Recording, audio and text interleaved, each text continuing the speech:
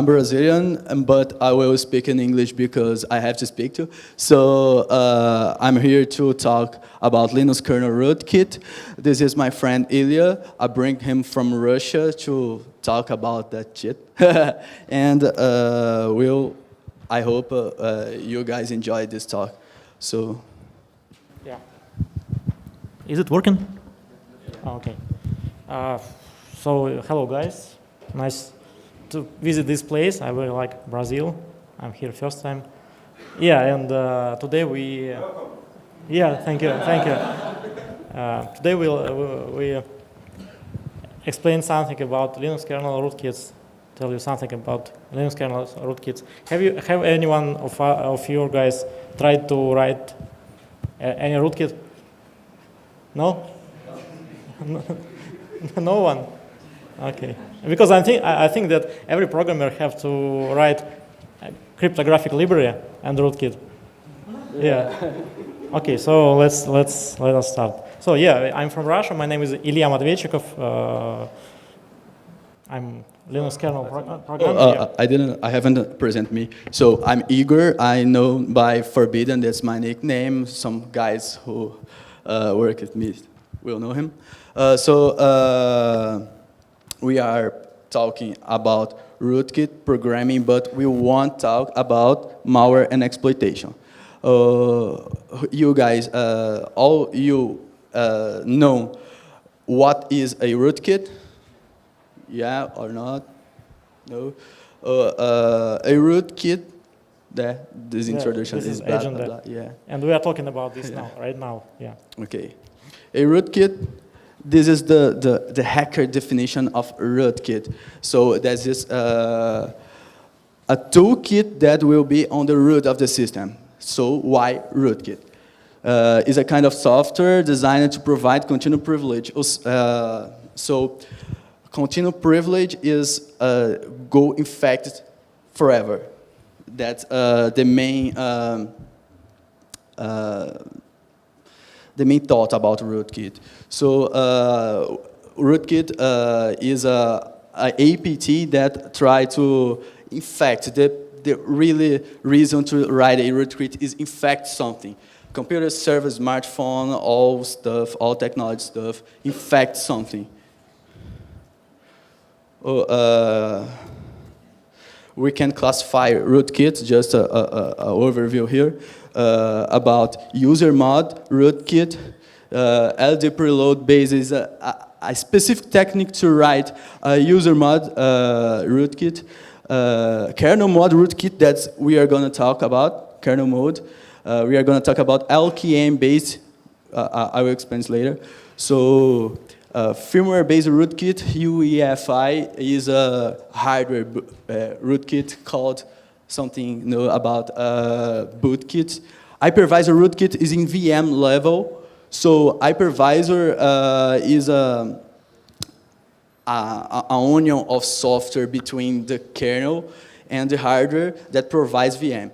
So there's some ways to hook in hypervisor, and there's ways to write rootkit for hypervisor, and hybrid rootkits that is mixed techniques. So why? Why? Yeah. Yeah. Why to write another one kernel-based rootkit? Why not? Yeah. But the main reason is that from inside the kernel you can alter whole system behavior more precisely, more better than, for example, from user mod. And also, it is extremely hard to detect such kind of rootkits from the user space, because if you have properly written rootkit, it's totally invisible for user space. And overall, it's a great challenge. Yeah, if you trying to understand how to make kernel mode programming rootkit, it's a good starting point for doing this.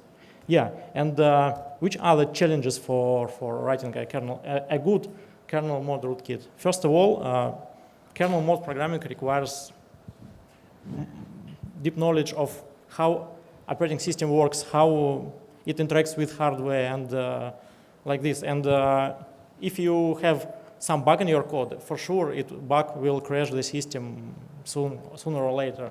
Yeah, and to write a good rootkit, you have to define a scope of work before starting to do this job, because if you don't know what you want to achieve, you will get nothing. Yeah, and one more thing about Linux kernel rootkits, because programming for Linux kernel, it's kind of art, especially if you want to write a code that can work for all the variations of kernels. And that is one of the challenges, because, for example, I have an example here. You know Red Hat, and they have CentOS free operating system. Yeah, and they have a kernel, let's say 2.6.32, but it's actually not 2.6.32, but it's based on 2.6.32 kernel with some backporting features. So they are developing this kernel maybe, I don't know, about maybe 5 or 7 years.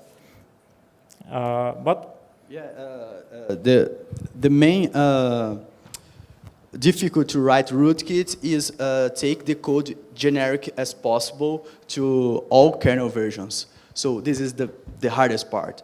So we'll talk about some techniques about rootkit, and we'll talk about some how to take the code more generic. Okay. Yeah, and there are some constraints if you are in kernel, because it's not user space. So there are some constraints, and the first constraint is that the kernel has API, and this API it's not so big, and it changes quite often. So it's hard to manage all possible versions of kernel, because API changes from version to version. Also, in general, if you have LKM-based rootkit, LKM stands for Linux Kernel Module. So if you want to develop this kind of rootkit based on the kernel model, you have to rebuild for each kernel you want to have rootkit. You have to rebuild this rootkit from sources for almost every version of the kernel. So it's impossible to have just only one binary for rootkit to work on every target you want. Yeah, and the one thing more is that this rootkit probably will not survive between kernel update, because if a kernel version changed after the update, this rootkit will not work. Yeah, and also if you are in kernel, you have restricted set of methods of functions you can call. So you cannot do everything that you can do from user mode. Let's try to download file and unzip this file from HTTP from inside the kernel. It's quite complex task. Yeah.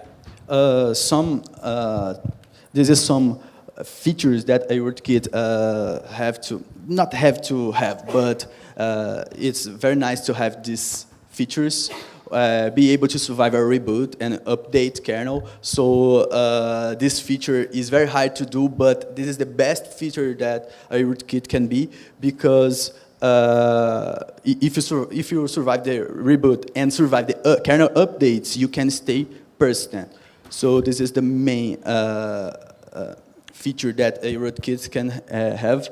So be able to change the whole system behavior.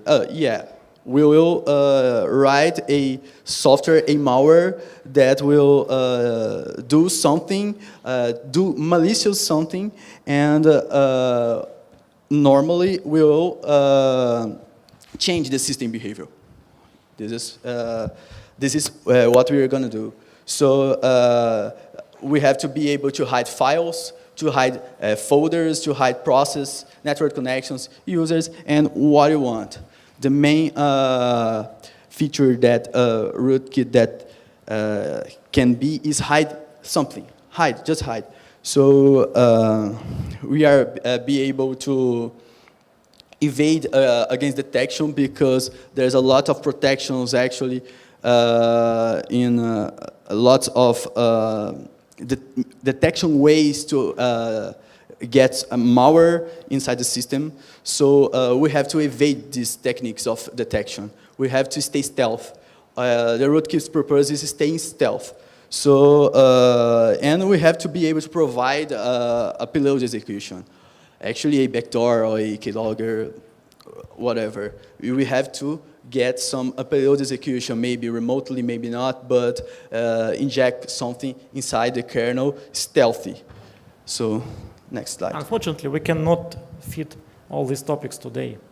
Yeah, but let's continue. Let's start with basic kernel techniques. Yeah, we start with the basic kernel techniques because we have to start the beginning. So the beginning is hook syscall. Rook syscall. Syscall is a function that provides the communication of user land and kernel land. So if we hook syscalls, hook just put hook. This syscalls, we can change the behavior between user land and kernel land. So in Linux, we have a structure, a list called syscall table, a table, yeah. And when in architecture x86 for 64 bits, we have a instruction of processor that you just do syscall, and this instruction will point to the syscall handler. Syscall handler is in an entry point of the processor that when your system boots, the kernel put the code there. And when you do syscall, syscall handler is launched, and he will try to find, searching by ID, what syscall it has to execute. So he will find this syscall on syscall table, find some address, and make a function call. We have talking about symbol here because symbol is the best way and the easiest way to find a syscall table address, base address. We have to find address we are going to change. To find address we are going to change, well, we can find that using symbols. There is lots of techniques that can find syscall table, but using symbols is more easier and better and stealthier. So we can use this function. If you grep this file, /proc/callsims file, you can grab address from syscalls, just doing cat /proc/callsims, grep a syscall, whatever you want, exit, what you want, and you will find the address of this function and syscall table because it's mapped. So you can find do it in a kernel module, just calling these functions, callsims lookup name, passing a string with a name, and this function will find the address of the function, and you can put this address inside a pointer function to execute later, right? And you can use callsims on each symbols is another method to get address of a specific function, every function, but we are talking about here of syscalls, and to put in a pointer function pointer and try to execute it later. Okay. Yeah. Tell about. Yeah. When you are inside the kernel and you want to modify something, there is a protection. Basically, the text section of kernel. Text section means the section that has the code. Usually it is protected from to be written from everywhere. So basically, to modify the kernel, you have to find a way to write protected regions, and usually it is this protection it is implemented inside the CPU, and this protection can be disabled by just removing one flag from one register, and this way. It's used widely, but it's not correct. It's not correct to use this way because write protection is the system mechanism that is used by the operating system to implement things like copy on write, COV. And if you disable for a while this copy protection, the kernel will behave unpredictably. So it's better to find other way how to modify the read-only memory of the kernel. And the other way is to make a temporary mapping of the same region, read-only region, but with different type. So basically, if you know how CPU works in this way that you have, for example, one page of memory, and this page may have two different virtual addresses inside the address space of kernel or user mode process, whatever. Yeah, and each of these addresses can be accessed in different way. One of these addresses can access through using one of these addresses. You can use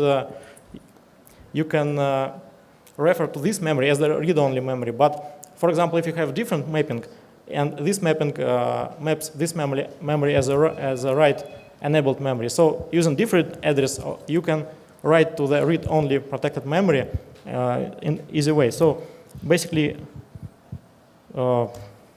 this is the function, but I don't think that you are interested in functions now. This is how it can be implemented in C. Yeah, and this is, for example, if you want to modify syscall table, you can just disable protection, overwrite item inside the syscall table. Let's say my sysopen. My sysopen means my syscall open syscall implementation. Yeah, and you can unmap temporary memory, and after this you have the syscall table overwritten. Let's talk about hooking. As I said, we will hook some syscalls, but we don't have to hook only syscalls. Hooking syscalls is nice to change the kernel behavior about userland stuff, but there's some ways to hook syscalls. I have told about that.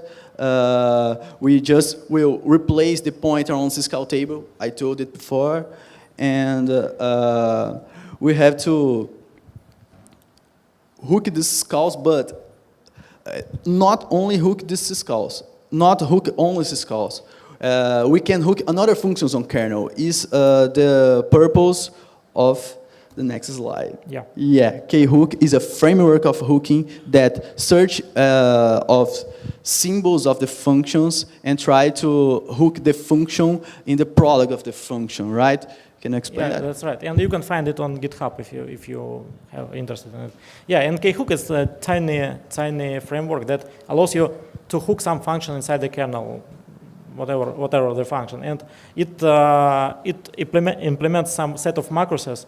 You can use them like... Yeah, it's very easy to use because you just declare the function that you are hooking, declare the function, the evil function below, and use this macros to just do the hook, do the fork of the flow. Yeah, to change the flow. Yeah, and this is how the engine can be used. This engine can be used easily, but by adding 2 lines of include files and just modifying LD flags of the linker. Yeah, and so this is the example in C how this library can be used. And this example shows how to hook inode permission function. Inode permission function is the function inside the kernel, so it's just a function that we are hooking and just doing that declaration up there. So you declare your function that will execute, and these macros just do that, and you can execute what you want and execute the original function. Yeah, it's all hidden under the hood, under the framework hood. So you have to know even how this framework works. Yeah, now we are going to tell you about some techniques that are commonly used in rootkits, like hiding of processes and hiding of files and directories. Yeah, so hiding of processes, it's a hiding of processes, and this is one of the most important features of rootkits. So every rootkit wants to have this feature, and it's not so complex to implement it, but you have to know how kernel works, how kernel manages the processes. Yeah, and to do process hiding, you have to do three things, basically.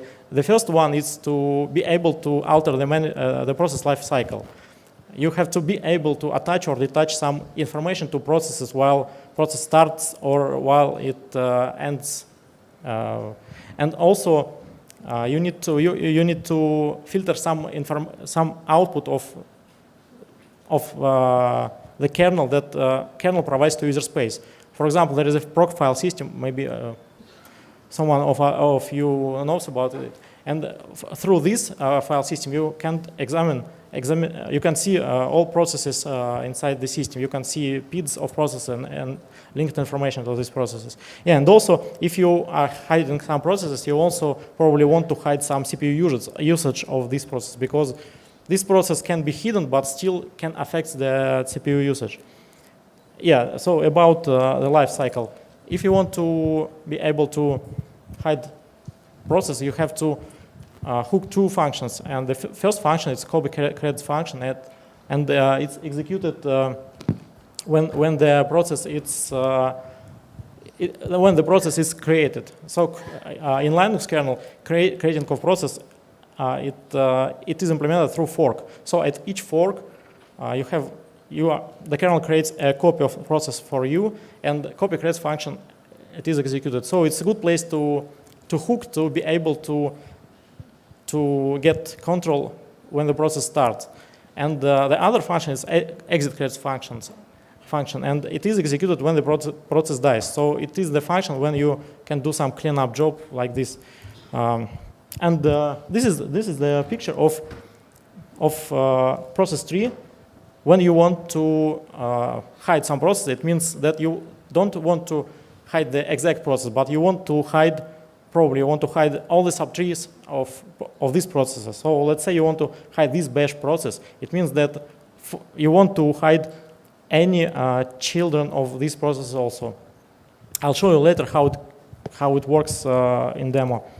Yeah, when you try to hide process, you have to hide threads and subprocess, and this thread of subprocess. So in kernel land, process and threads and another things is declared by a task struct. This task struct can be flagged. You can flag this task struct because when I hook a function that will deal with this task struct, you can know what process you are managing and what you will have to do with this process. Yeah, and there's a lot of functions that you can hook and to hide some process. And the main line is I have to flag process, threads, subprocess, and threads of subprocess. And try to hide all this shit. And just hooking some function and there is an example. If you hook this function, you can hide a process.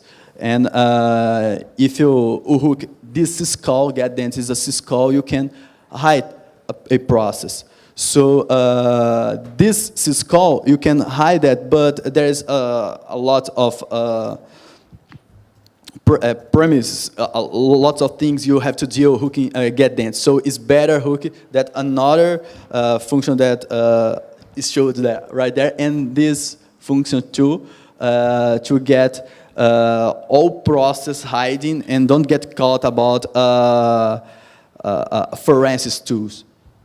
Yeah, one of the greatest forensics tools that I met, it's unhide utility, and it's written maybe, I don't know, 5 years ago, and it is written, and it is not developed now, but still it can show many hidden things of operating system. And if you want to hide some process, you probably want to run this utility to see is it working or not. Yeah. About the CPU utilization. Yeah. CPU utilization is a nice tool for hide, a nice technique to hide minors, because there's a lot of minors here, I know. Yeah, I know. So if you can run a process in your system stealthy, you have to hide a process, but you have to hide what these processes are doing too. And when you have a miner, this miner will consume your CPU, right? And you have to hide that. So if you just hook this function of kernel land, account process tick, you can hide a CPU usage. So just with the same technique, we are hide process. We flag this process, this text structs, all threads, all subprocess, all threads of subprocess, and hook this function. And when this function is called, my hook, our hook, will read what text struct is and try to return 0 and try to don't count time and hide CPU usage. The next technique, it's the technique about hiding of files and directories. Also one of the most required features of Rootkit because it allows one to hide stuff on file system. Yeah, and basically it can be implemented using few approaches. Like the first approach is to filter out the access to files by their full paths. It means that when you want to open some file, you have to provide probably the full path to this file. And that is the one point from inside the kernel at which you are filtering something by full path name. And the other one is the set of so-called fildir functions. Those functions, they will be called when you're listening directories, and they are implemented inside the file system driver. And using these functions and hooking those functions, you can filter out the content of directories. Yeah, and for the first approach, for the first step, you have to hook those functions, 3 functions, and at any of these functions, you have a full path to the file, and you can filter out. It's based on the file path comparison, or I don't know, whatever. Yeah, and for hiding your stuff from being listed, you have to hook other set of functions like fildir set of functions. Yeah. So yeah, we are close to demo. Yeah. You know, I am a creator of Reptile. Is a rootkit that I have published that in this address of my GitHub, and I will demonstrate to you how it works, but not the old version. I will demonstrate the newest version, 2.0 version. So I will publish that in my GitHub soon, okay? Oh, sorry, we had lots of technical problem with the projector. I will try to show here in this shell because it's the only way. So keep talking. I will do some preparation here, and I will do this demo soon.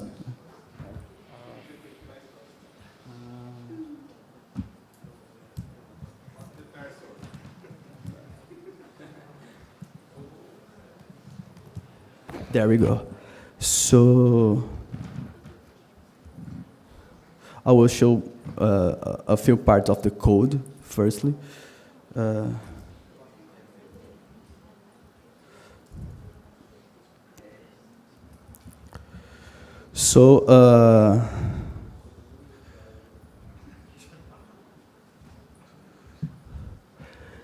Here is my routine of start. So I'm just doing that hide function that hide this module from the ls module. So because when you load the module to the kernel, the module will appear. This is a driver, right? So you have to hide that. So that function will do that. I won't show you, but you will be able to see that in my GitHub. And you can, after that, I just make a hook on a net filter to get some magic packs that will show this feature, and get a backdoor and get a shell. And try to execute down there a script, our initializing script. So I am hooking lots of functions. Yeah, you know. The communication of the rootkit with user LAN and kernel LAN, I changed because I was using the kills call. So now I am using input-output control. INET input-output control is a way to communicate user LAN and kernel LAN just with a socket. So I am communicating with this hooking input-output control INET, manipulating sockets. So locally, yeah. And this hook is a hook of the read. This hook just hides a file content, also a file content tampering. And this is very important for my rootkit because the persistent, I'm installing a driver doing some configuration in userland. And the file that does this configuration, there will be a content, a configuration, and we will have to hide that. When the system is not booted, the module is not loaded, this file will be will be configured to load my module. And when my module load, my module hide this content of the file. But you can hide another contents. But I'm using to do that, to do the hiding of my persistence.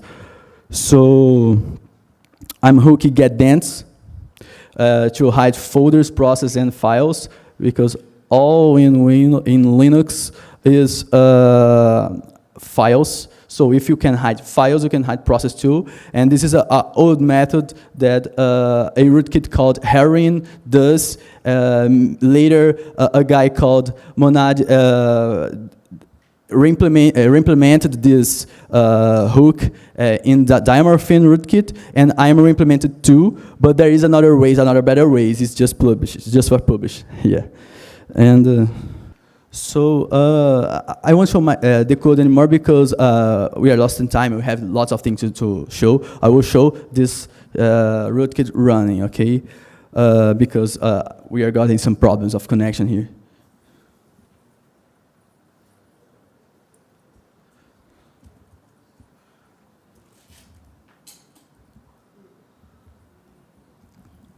To install a rootkit is just run this command. This will run a script to compile, configure, compile, and install. Oh.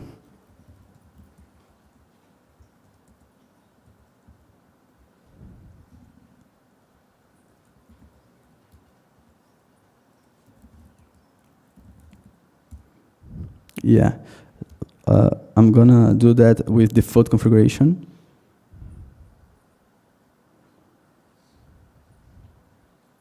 Compiled and installed. Now my script will create a folder called reptile in the root. If you, sorry. There's not reptile there, but if you get inside, there's a folder right there. And if you, there's nothing, but there is something. So because there's a lot of binaries here hidden that my rootkit will use and will try to do something, right? So I'm gonna show you the shell is the best part.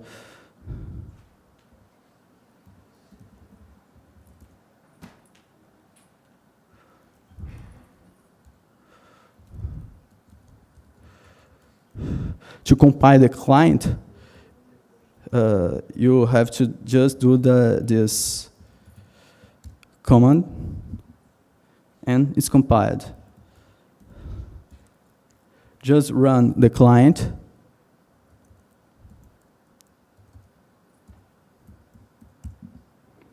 And we got a shell like a Metasploit, okay? just like a message plot, you can configuration what this client will do. This client actually will send a magic packet that can be TCP, UDP, or ECMP magic packet, and my rootkit will catch that and return a shell. So I will show you.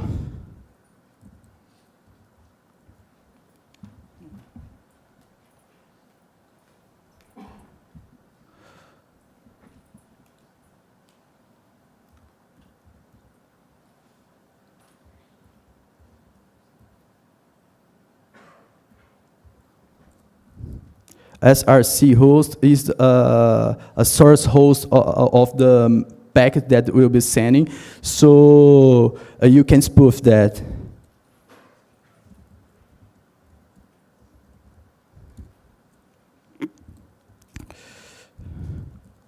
Our host is the target.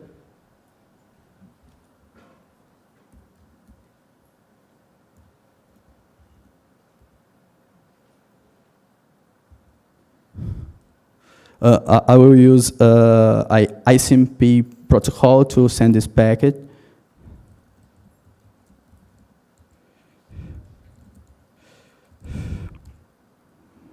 And as I'm using ICMP, I don't need to set up ports, right? I will set up, just run. Oh shit.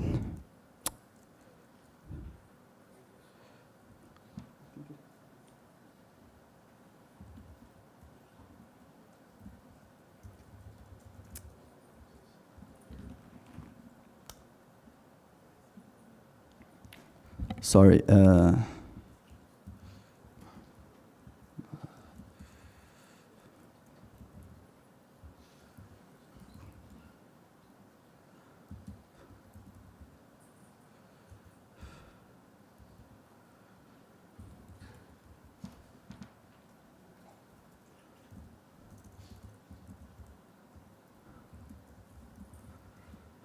I will do it locally, because we have a problem of connection.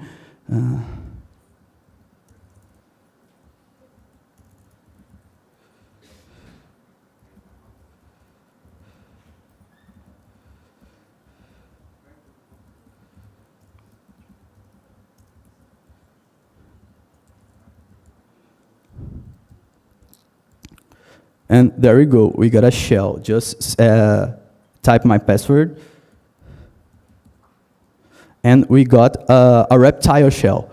This reptile shell is like a interpreter. So if you type help, you will see the commands you can do. You can upload and download files. You can got a TTY shell, and you can set up a delay that this shell is gonna connecting back in each time you want. So we got a shell, okay, in a reptile shell with a TTY, and you can, if you can see, all process of this shell is hidden, all connections hidden. I will see you.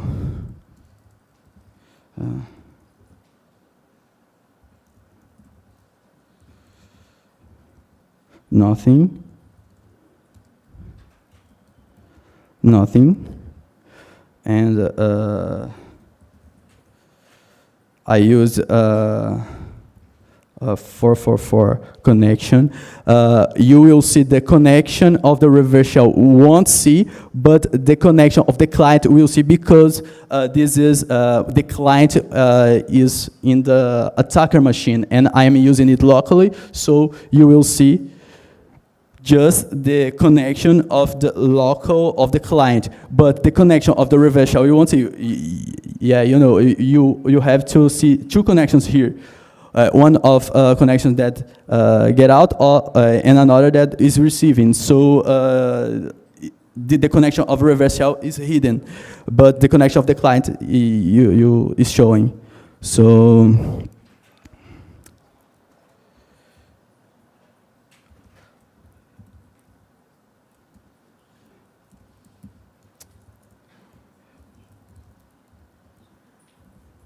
nothing. My module is hidden too. The kernel module is hidden. And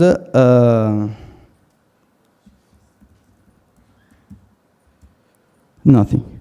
All hidden. We got a shell. We send a package. We got a TTY shell, and all stuff is hidden. And there's another features that you can got with this reptile, but we have a limitation of time, so I will pass the talk to Ilya to keep to do the next part of our talk. Okay. Yeah. Okay. Let me continue about some advanced techniques, so-called advanced techniques, because we are in time already. So you know what that the kernel has audit subsystem, and audit subsystem it allows to monitor some process activity, blah blah blah. So basically, audit subsystem can be bypassed easily just by design. When you are inside the kernel mode, you can just hide you can just hook the function audit alloc function, and this function it is called on each process start. So basically, this function allocates audit context. And in this function, you can just remove one flag from so-called thread information flags. So you can just remove this flag, and the kernel will not audit those processes. So it's easy. Yeah, this is the code, but it is not so interesting. Yeah, the other technique is to filter out kernel log. So kernel log is something that you can observe using dmest command, and this is the buffer inside the kernel in which kernel prints some messages by using printk or like this. So basically, when it can be useful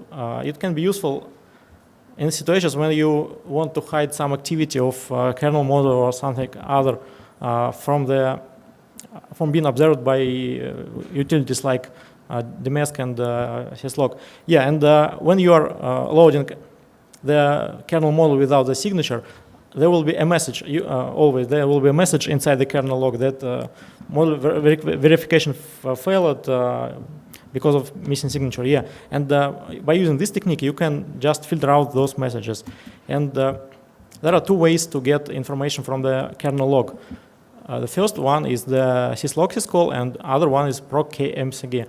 The first one, syslog, it's quite old mechanism, but the other one, it's quite new.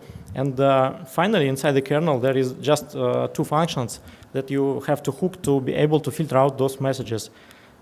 Those messages, they have different types of formats, but basically, this is the row null terminated /n terminated, new line terminated based messages. So the algorithm of filtering out this message from kernel log is to hook those functions, do syslog function and def kmcg read function. Let them do their job by putting information from the kernel to the user space. And after this operation inside the hook, you have to reread this information from user space, filter it out inside the kernel space, and put it back. Maybe probably altering the final length. So the length will be altered if you're trying to filter out some messages. And other technique I want to tell you about, is the so-called Matryoshka technique. Do you know what is this? This doll, right? You know Matryoshka, yeah. And this is something that allows you to break the signature, because when you're writing some kind of special software, probably you don't want to have a static signature. So this technique basically based on two modules. You are writing your payload inside the first module, and you are using the second module loader just to load the first module from inside the kernel. And the original module, it's stored inside the loader in encrypted form. So it's easy. And it allows you to get the following result. Let's say I have two modules, and the first module I call it parasite, and the second one it's parasite loader. It's yeah.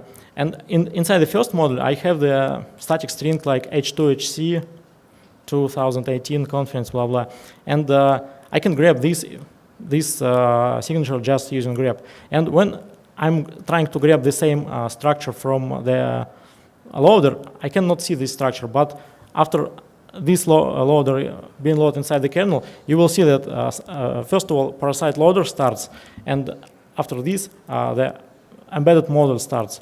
So this is a basic technique, yeah, but it allows you to not to have static signature. And also there is one technique to obfuscate C strings from inside the C code. So basically, the problem of C strings is that the binary can be easily fingerprinted by using different kind of C strings embedded inside the binary. And you can use this simple technique. It works only for GCC compiler, but basically what it does, just changes the static string in form of quota hello world. It changes it to allocating some on-stack storage and fill this storage with some values. And basically this is the hello world, but in hex form. Now I can show some demo if we have some time. Okay? Okay. So I want to show you two things. The first thing, do you know what's LKRG? This is the Linux kernel runtime guard project. This project is intended to help to detect malware from inside the kernel. So basically it implements integrity checking and stuff like this. So to bypass this, I will show you how to bypass this checker. So this is, I'm trying to remember what to load first. Okay. I'm loading now. I'm loading.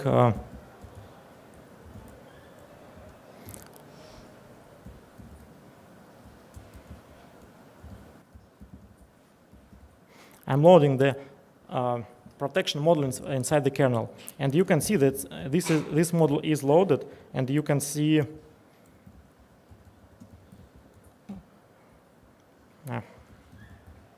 Yeah, you can see that this model.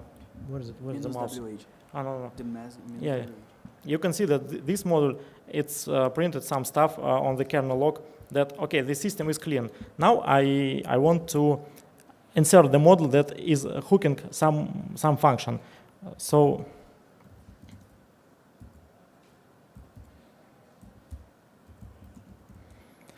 yeah, this function, the function hooked is the load elf binary function, and this function is called on any binary started. For example, I can start sleep here, and you can see that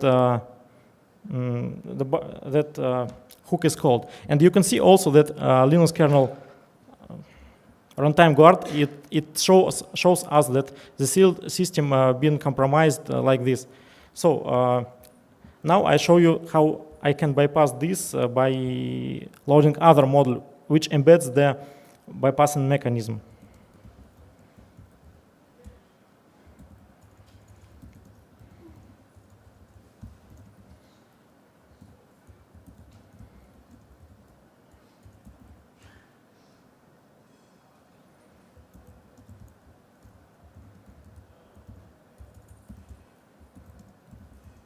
Yeah, no, I'm starting again to load LKRG.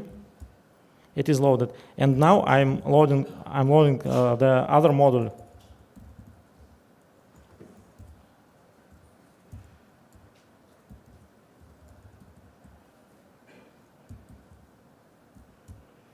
Yeah, and we can see now that LKRG started. But we can see that it prints no messages to the system log. So we can call many times this binary. We can see that this function is hooked, but kernel protection module it's not printing anything. So it is bypassed. It can be done because you cannot build a good protection on the same level you are attacking in.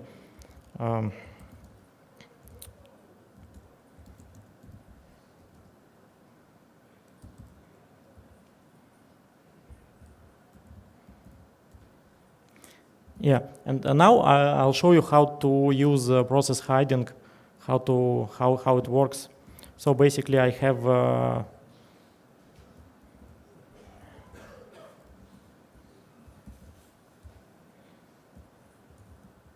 rootkit installed now, and it is now inside loaded inside the system, and I have the controlling script that allows me to spawn something with in hidden way. Let's say it will be bash -e. So now I'm inside the other bash, and I can run sleep 100.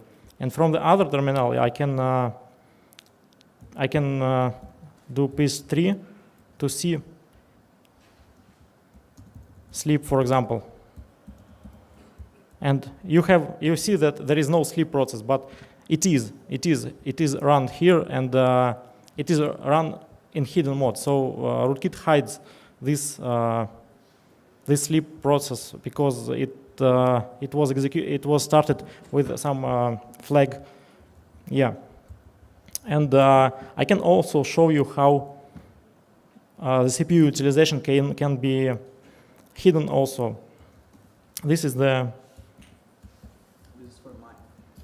Yeah, this is kind of mining, but so what this script does, it just takes zero memory and puts it to null device. Yeah, but it produced some load, but you cannot see this load, CPU load on this H-top, and you also cannot see this in the list of processes. It is hidden. Yeah, that's it. So guys, thank you for watching us. Any questions? Slides.